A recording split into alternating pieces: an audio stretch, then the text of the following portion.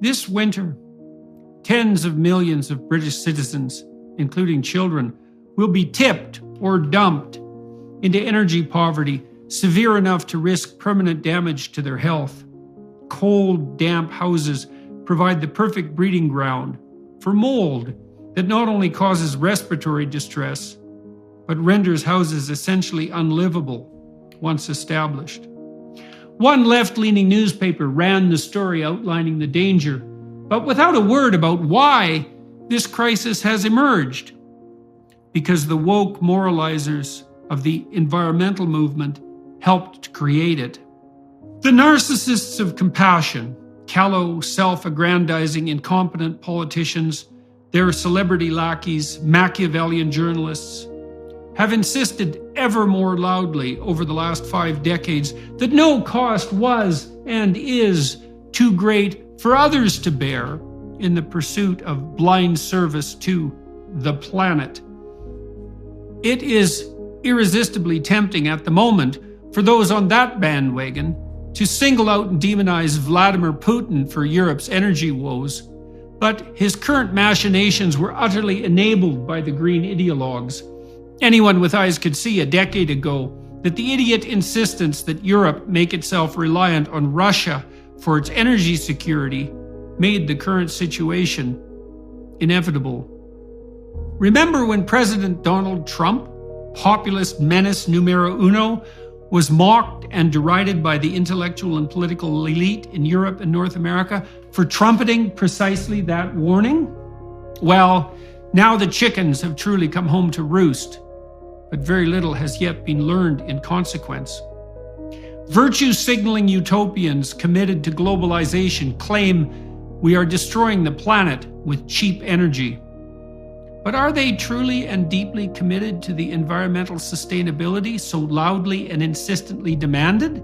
Or are they merely hell-bent in the prototypically Marxist manner in taking revenge on capitalism? It appears to be the latter. Why otherwise would the mavens of the environmental movement oppose nuclear power, despite its optimal carbon footprint? Why would they demonize the exceptionally clean natural gas, whose fracking-enabled production has allowed the US to dramatically cut the very carbon output that is so hypothetically undesirable? Utility bills have soared in the UK, the home of the Industrial Revolution that lifted the world out of poverty. Now, up to half of small businesses in Britain face the risk of bankruptcy and closure.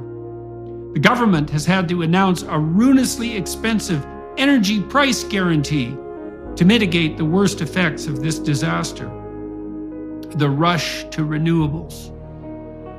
The mentality among the eco-extremists is as follows: if we have to doom the poor to destroy the system that made the rich, so be it. You just can't make an omelet without breaking a few eggs. Here are some facts to remember while we so madly and ineffectively rush to renewables. The International Energy Agency recently indicated that 2 decades of intense support for such undertakings has hiked the proportion of energy provided by such means from 13 to 14% to an utterly underwhelming 15.7%. If all governments deliver on their current climate policies, the world will derive no more than 28% of its energy that way by 2050, and 100% by 2207. Not 2030 or 2035, but 200 years later. Does anyone on the liberal left accept such projections? Or are they a mere fabrication of the conspiratorial right-wing conservative imagination? How about the Biden administration?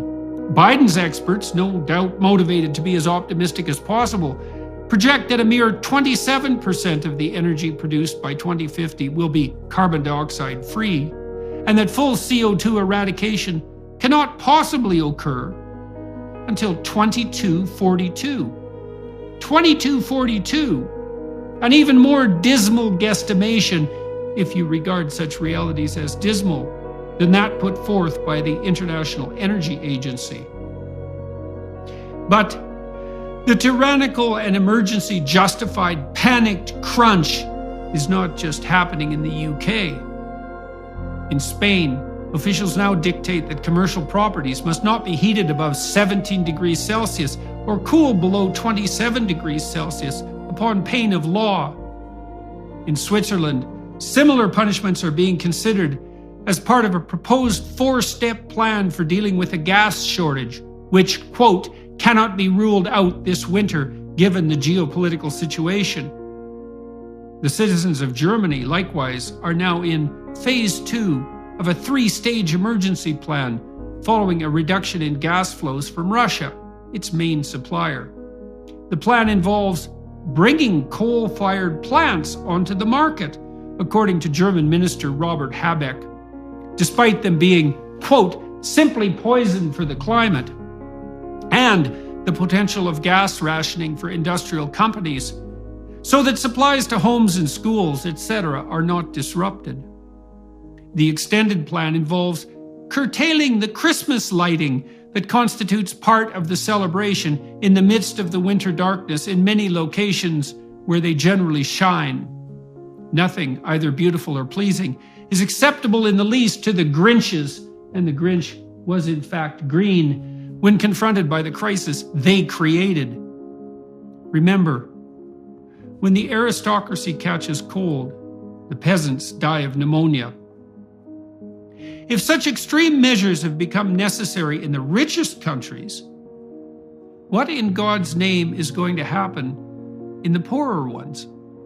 When the shortages strike, the poor will inevitably and necessarily turn to less green resources. Many, even in Germany, are already stockpiling firewood and coal for the winter, leading to acute shortages.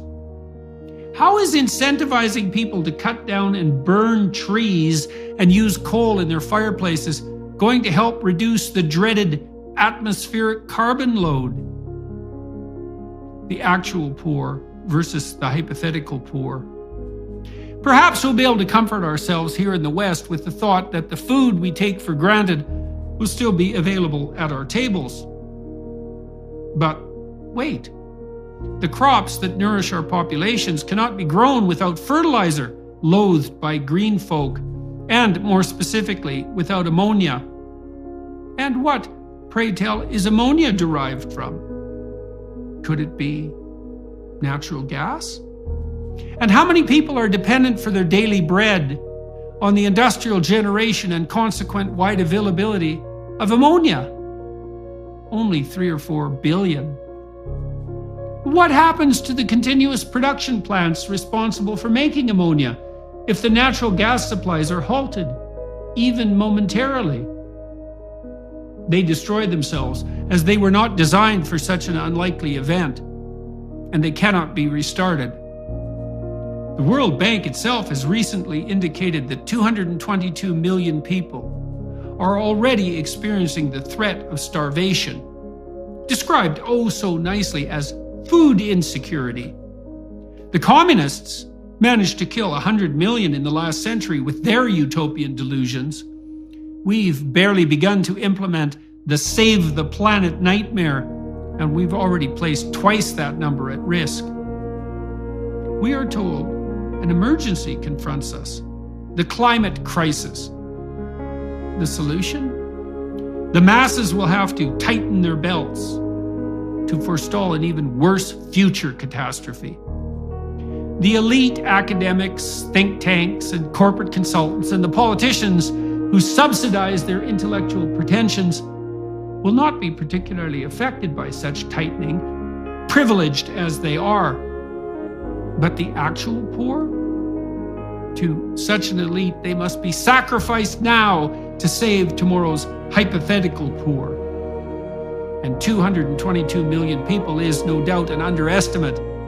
As the food insecurity gets more severe, more countries will place restrictions on food exports. That will harm the international supply lines we all depend on.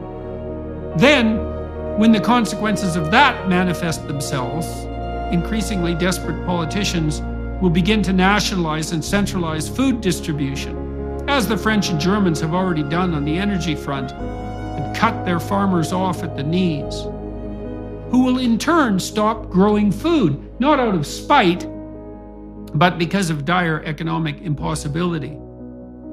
Then we will have engendered the kind of feedback loop that can really spiral out of control. It will be poor people who die first, at least. But as we have all been taught by the malevolent eco-moralizers, the planet has too many people on it anyway. Think about this while you shiver all too soon in your cold, damp, and increasingly expensive and now substandard lodgings. You and your family may well have been deemed an expendable excess. Food for thought.